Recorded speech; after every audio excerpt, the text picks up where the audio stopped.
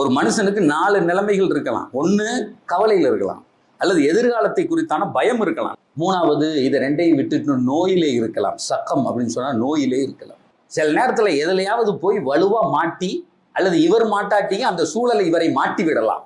சித்தத்தும் இப்படி ஏற்பட்டால் நாயகம் ஸல்லல்லாஹு அலைஹி வஸல்லம் சொல்றாங்க, ஃபல் யகுல், அவர் சொல்லட்டும், அல்லாஹ் அல்லாஹ் ரப்பி லா ஷரீகலா, அல்லாஹ் அல்லாஹ், என் இறைவன் இறைவன் மட்டும்தான், லா ஷரீகலா, அவனுக்கு இணை இல்லை என்று சொல்லட்டும். அப்படி சொன்னால் பெருமானார் சொல்கிறார், என்ன தெரியுமா நடக்கும்? அவனை சுத்தி உடனே அந்த கவலையும் அந்த நோயும் அந்த அழுத்தமும் அங்கிருந்து எடுக்கப்படும். அதற்கு நேர்மாறான மகிழ்ச்சி தரப்படும். சார் எழுதி வைத்துக் கொள்ளுங்கள், கேன்சர்னு சொன்னாலும் போகும்.